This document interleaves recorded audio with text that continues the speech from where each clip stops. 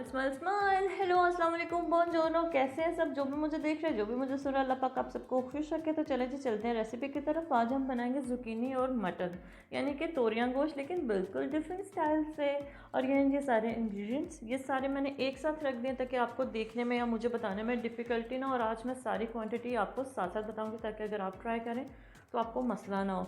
चलें जी चलते हैं। हम एक लेते हैं पैन और इसके अंदर हम बनाएंगे यखनी। बिल्कुल सही सुना, यखनी, क्योंकि ये यखनी वाली तोरियां हैं और इसके लिए हमें चाहिए ये सब चीज़ें। ये है जी ग्रीन चिली, लेकिन ये बहुत माइल्ड है, शार्प नहीं है, कि सिर्फ अरोमा के लिए होगी। इसके अंदर लहसुन अदरक प्याज नहीं जाएगा, नहीं नहीं नहीं। और ये है जी हमारे पास ड्राई मसाले। ड्राई मसालों में हम लेंगे 2 रेड चिली हैं, शार्प वाली हैं ये। और ये हमारे पास हैं 2 बड़ी इलायची। और उसके अलावा ये हैं जी हमारे पास लौंग, ये 6-7 ले लीजिएगा। और ये हैं जी पेपरकॉर्न, यानी कि काले मिर्चें छोटी वाली, ये आपने हाफ़ टी स्पून लेना है। और ये है जी कोरिएंडर, यानी कि सूखा धनिया, ये भी हाफ़ टी स्पून लेना है। ये ज़ीरा, जिसके बगैर हर यखनी अधूरी है, ये भी हमने हाफ़ टी स्पून लेना है। और गोश्त जो है हमारे पास है वो 1 किलो। और आज भी अनलकीली हमारे पास छोटी इलायची नहीं है, पर आपके पास होगी तो डालिएगा। और हम दूसरी तरफ बनाने जा रहे हैं ज़ुकीनी। ज़ुकीनी हमारे पास 1 किलो है। ये जी एक मीडियम प्याज, ये है 2 ग्रीन चिली माइल्ड वाली, ये है जी 1 टमाटर और टमाटो पेस्ट है हमारे पास। ये जो हमारे पास लहसुन अदरक का पेस्ट 3 चम्मच है ये, ठीक है। और ये है जी हमारे पास रेड चिली, सॉल्ट और हल्दी। रेड चिली और सॉल्ट हमने यहाँ पे डालना है थोड़ा, क्योंकि ऑलरेडी हम डालेंगे यखनी में भी। यखनी में हम डाल चुके हैं ऑलरेडी चिली, तो फिर इस तरह से शार्प हो जाएगी। ये जी गया पैन, और इसमें कशफ डाल के देगी मुझे गोश्त, क्योंकि गोश्त को मैं हाथ नहीं लगाती। कशफ मेरी बहन है भाई, सबसे छोटी वाली। तो इसमें हम पैन में आगे ऑयल डाल चुके हैं। और ऑयल प्लीज़ थोड़ा लेस डालिए, क्योंकि ये मेरे ताया जी कहते हैं, हो सकता है वो मुझे सुन रहे हों, वो बड़े खुश होंगे सुन के, क्योंकि वो बहुत हेल्थ कॉन्शियस हैं। और आप भी थोड़ा सा हेल्थ का ख्याल किया करें। लीजिए आ गया गोश्त। गोश्त शायद मैं आपको बता चुकी हूँ 1 किलो है, ठीक है। अब हम दूसरी तरफ प्याज करेंगे सौते। और जैसे ये सौते होंगे हम इसके अंदर दूसरी चीज़ें डालेंगे। ये थोड़े से सॉफ्ट हो गए हैं, तो इसके अंदर हम लोग ये चीज़ें डालेंगे। यह लहसुन अदरक का पेस्ट है, जिसे जिंजर गार्लिक पेस्ट भी बोलते हैं, ये 3 टीस्पून है। टमाटो हमारे पास सिर्फ 1 है, क्योंकि मेरे पास पेस्ट भी है, हाफ का पेस्ट है, इसलिए मैं ज़्यादा नहीं डाल रही हूँ। जिनके पास पेस्ट ना हो वो 2 टमाटर डालें प्लीज़, ताकि टेस्ट अच्छा बने, ग्रेवी अच्छी बने। और अब हम रख देंगे इसको बनने के लिए, ताकि ये जैसे ही प्रिपेयर होगा फिर आगे चलेंगे। और ये जी हमारे पास जो गोश्त है, इसको हम कवर करेंगे अच्छी तरह से, ताकि, क्योंकि मेरे पास फ्रोज़न गोश्त था, तो अगर इसको कवर नहीं करेंगे तो फिर थोड़ा टाइम लेगा। अगर हमने कवर कर दिया अब ये जल्दी से बन जाएगा। चलें जी, ये टाइम आ गया टोमेटो पेस्ट डालने का। प्लीज़ पहले पेस्ट मत डालिएगा जब आप बाकी चीज़ें ऑयल में डालें, क्योंकि जो इसका अपना अरोमा है वो डेड हो जाता है। और ये मेरी 2-3 दफ़ा मेरी मामा से चंगी बेइज्जती हो चुकी है, इसलिए मुझे भी पता है और मैं आप लोगों को भी बता रही हूँ। और बेइज्जती के बाद फिर बंदा लर्न कर लेता है ना, तो मैंने भी सीखा। और मैंने ये जो सीखा मैंने आपको भी बताया। प्लीज़ आप भी मत डालिएगा, अरोमा जो ओरिजिनल है वो डेड हो जाता है। दूसरी तरफ हमारे पास ये जी गोश्त हमारा बन रहा है, थोड़ा थोड़ा सा बॉयल हो गया है, लेकिन ज़्यादा नहीं। तो उतनी देर तक हम इस तरह से करते हैं, हम इसके अंदर अपने मसाले डाल लेते हैं। प्लीज़ सिर्फ ये 3 मसाले डालिए, कोई ज़्यादा चीज़ डालने की ज़रूरत नहीं है।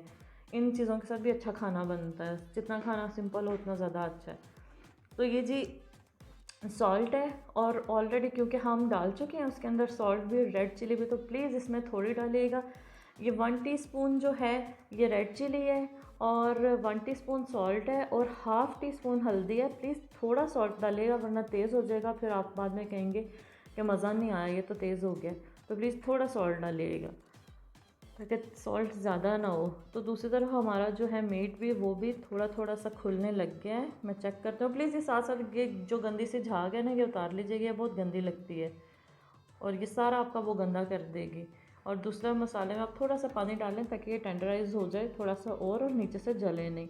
और अब टाइम आ गया जी हमारी ज़ुकीनी डालने का। ज़ुकीनी भी हमने 1 किलो ली है, गोश्त भी 1 किलो है, ज़ुकीनी भी 1 किलो है, ज़्यादा नहीं है। क्योंकि ज़ुकीनी वैसे भी ये भी थोड़ी सी ड्राई हो, थोड़ी सी जब पक जाएगी तो ये कम हो जाएगी। अगर आपको ज़्यादा चाहिए तो आप ज़्यादा ले सकते हैं, फिर मसाले की क्वांटिटी बढ़ानी पड़ेगी आपको, और कुछ नहीं होगा। थोड़ा मसाला जो आपने डाला उसकी क्वांटिटी बढ़ा लीजिएगा। लेकिन हम लोगों ने लिए 1 किलो प्याज, 1 किलो गोश्त और 1 किलो ज़ुकीनी। दूसरी तरफ हमारा जो है जी ये लो तैयार हो गया गोश्त। तैयार नहीं मतलब हुआ, लेकिन खुलने लग गए। पहले तो फ्रोज़न था, शायद आप लोगों ने देखा हो। जो फ्रोज़न गोश्त लें वो प्लीज़ थोड़ा ज़्यादा टाइम उनको देना पड़ेगा, और जो दूसरा जिनके पास फ्रेश होगा उनको इतना ज़्यादा टाइम नहीं देना पड़ेगा। लेकिन प्लीज़ ये पतीली साथ साथ साफ़ करते रहिएगा, क्योंकि ये बहुत गंदी लगती है। और ये झाग सी, आई डोंट नो ये अच्छी है या गंदी है, लेकिन मुझे बिल्कुल अच्छी नहीं लगती। तो मैं साथ साथ साफ़ कर रही हूँ, तो आप लोग भी प्लीज़ साथ साथ साफ़ कर लीजिएगा। अब जी हमारी ज़ुकीनी थोड़ी थोड़ी सी प्रिपेयर होगी। इसको हाफ़ डन करने, इसको फुल कुक नहीं करना, क्योंकि अभी हमारा आगे का प्रोसेस है। अगर अभी से हम फुल कुक कर लेंगे तो फिर ये ख़राब हो जाएगी। तो ये मैं आपको दिखा देती हूँ। लो जी, दिखाने का टाइम है। ये तोरी पकड़नी मुश्किल हो गई है भाई। खैर, ये है जी, बिल्कुल इस तरह के ज़िंदा ज़िंदा प्याज होने चाहिए, और जो तोरियाँ भी हैं वो हाफ़ डन होनी चाहिए, आधी आधी पकी हों, यूँ ही ज़िंदा ज़िंदा नज़र आ रही हूँ, घुली हुई नहीं होनी चाहिए, वरना फिर बाद में बिल्कुल ही घुल जाएंगी जब हम गोश्त ऐड करेंगे। तो जी अब हम लोग देख लेते हैं गोश्त को। दोबारा इसकी यखनी प्रिपेयर हो गई है, लेकिन प्रॉब्लम ये है कि अभी हमें इतनी ढेर सारी यखनी चाहिए ही नहीं है। और कुछ थोड़ा सा ये है कि मीट अभी थोड़ा सा गल गया, लेकिन इसको और ज़्यादा गलना चाहिए अभी, क्योंकि ये नाइफ़ से टूट रहा है, ये हाथ से नहीं टूट रहा। और हमें थोड़ा ऐसा गोश्त चाहिए जो आपके हाथ से टूटे। ये देखें, नाइफ़ से आपको थोड़ा सा आइडिया हो रहा होगा कि ये थोड़ा सा हार्ड है। और हार्ड होने के साथ साथ दूसरी बात यह है कि हमें यखनी भी कम चाहिए, इतनी ज़्यादा यखनी नहीं चाहिए, हमें यखनी थोड़ी कम चाहिए। और गोश्त हमारा अभी गला नहीं है, इसलिए गोश्त को थोड़ी देर के लिए गलने के लिए रख देंगे। और ऐसा है ये गल रहा है, और प्लीज़ ढक्कन इसी तरह से दीजिएगा। हाँ जी भाई, किदा फिर ठीक हो सारे? मैं हूँ ताशा, और हेलो जी। तो बात कुछ ऐसे है कि ये रेसिपी डिफरेंट है। इसकी मिसाल बिल्कुल ऐसे ही है जैसे हम बनाते हैं बिरयानी या पुलाव।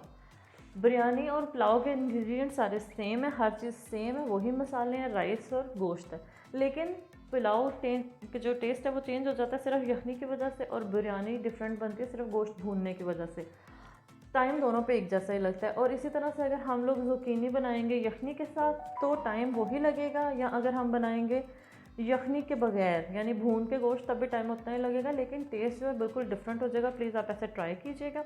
और दूसरी बात वो जो मैं टमाटर वाली बात कर रही थी, वो ये जी मैंने बेइज्जतियाँ करा करा के सीखा है, ठीक है। तो कभी कभी बेइज्जती अच्छी होती है, कराया करें अपनी सास से, अपनी अम्मी से, या घर में कोई भी बड़ा हो, क्योंकि ये जो बेइज्जती है ना, ये बंदे को बंदा बना देती हैं। चीज़ें फिर भूलती नहीं है ना जब टका के बेइज्जती हुई हो, जैसे कि मेरी हुई थी, तो फिर मैं आज आपको भी बता रही हूँ।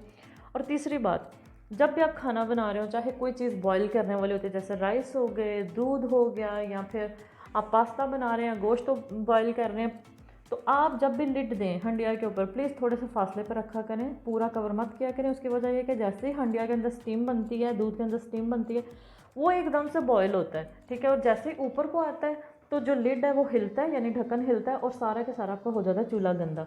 और वो टाइम ऐसा होता है कि चूल्हा इतना गर्म होता है ना, आप उस टाइम पे चूल्हा साफ़ कर सकते हैं ना आप उसको छोड़ सकते हैं। अगर आप उस टाइम हाथ उसको साफ़ करेंगे तो आपके जो हाथ हैं वो सड़ जाएंगे, और अगर बाद में साफ़ करेंगे तो जी आपके हाथ घिस जाएंगे। उसकी वजह ये है कि चूल्हा गंदा इतना ज़्यादा हो जाएगा। तो बेहतर ये है कि बाद में या आप अपने हाथ साड़ लें, या बाद में आप अपने हाथ घिसा लें, उससे बेहतर है थोड़ी सी एहतियात कर लें।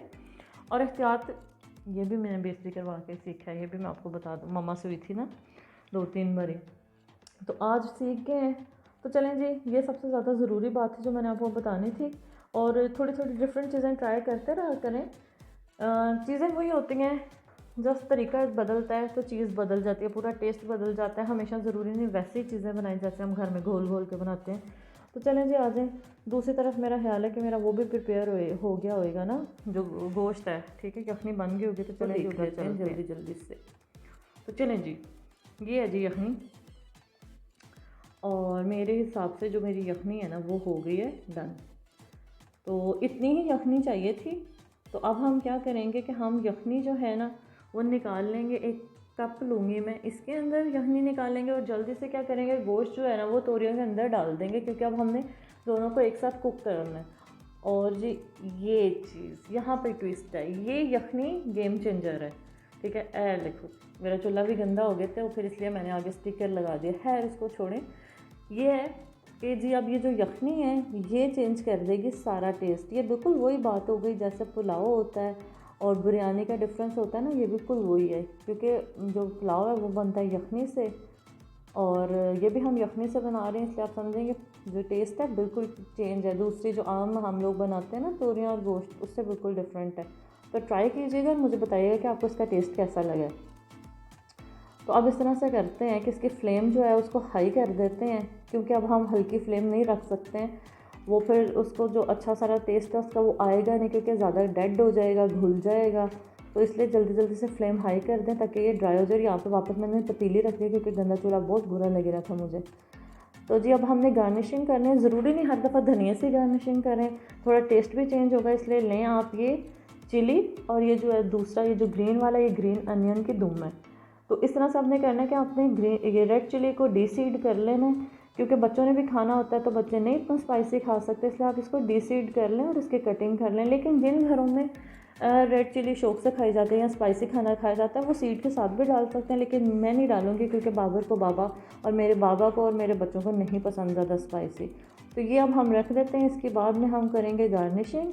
तो उतनी देर तक जब तक ये बन रहा है आप थोड़ा सा चूल्हा स्लो कर दें क्योंकि लास्ट मोमेंट्स हैं। तो उतनी देर में हम यूँ करते हैं बर्तन धो लेते हैं, और बर्तन मैं इसलिए धो रही हूँ क्योंकि बच्चे जो है काफ़ी देर से वेट कर रहे हैं। और नॉर्मली आप भी यही किया करें, बर्तन धो लिया करें जब आप खाना बना रहे होते हैं, क्योंकि फिर बाद में ये होता है अगर आप मेरी तरह बहुत सोशल है, आपने बहुत फ़ोन अटेंड करने होते हैं, आपने अपनी सास से बातें करनी होती हैं, आपने अपनी फैमिली से बातें करनी होती है, बहनों से बातें करने होती हैं, तो आप इस तरह से किया करें कि किचन क्लीन करके निकला करें ताकि फिर आपकी बाद वाली टेंशन है जो वो ख़त्म हो जाती है। फिर अगर हम लोग यूँ ही किचन छोड़ के चले जाएंगे फिर हमें 100 काम और होते हैं, वो करने के बाद हम थक जाते हैं, फिर हमारा किचन पड़ा रहता है। तो बेहतर है कि जब आप खाना बना रहे हैं साथ साथ ही किचन अपना साफ़ कर लें ताकि बाद में आपको किसी भी किस्म की डिफ़िकल्टी ना हो और आप खूब दिल खोल के फ़ोनों पे बुराइयाँ करें लोगों की, और जो भी आपके दिल में बातें हैं ना आपने करनी है वो कर लें आप फ़ोन पे। तो चलें जी अब हम उठाते हैं। स्टीम तो बहुत अच्छी बन गई है और ये बिल्कुल वैसा ही हो गया जैसा मैं चाह रही थी, ड्राई ड्राई सा। इसके अंदर आप देख लें ना तो बेहद ऑयल है और ना ये सॉसी है, और सॉसी होना भी नहीं चाहिए। यखनी का मतलब ये नहीं कि इसके अंदर यखनी नज़र आनी चाहिए, यखनी ड्राई ही करनी है, बिल्कुल अच्छे तरह से ड्राई करने। और ये हो गया डन। अब हम इस तरह से करते हैं, अब हम जल्दी से इसको डिश आउट कर लेते हैं। डिश आउट करेंगे और उसके बाद फिर करेंगे गार्निशिंग इसकी, जितनी जल्दी हो सके मैं इसको डिश आउट कर लूँगी क्योंकि अब काफ़ी सारा टाइम हो गया और सब लोगों को भूख लगी है बहुत ज़ोर ज़ोर की। तो चलें जी करते हैं गार्निशिंग, और आप भी ट्राई कीजिएगा सेम रेसिपी के साथ और फिर मुझे बताइएगा कि आपको कैसा लगा। मेरे साथ इन टच रहें। अल्लाह हाफ़िज़, दुआओं में याद रखें। इंशाल्लाह फिर से मिलेंगे और मुझे अपने व्यू बता दीजिएगा कमेंट्स करके। और अब चलते हैं, चाचा।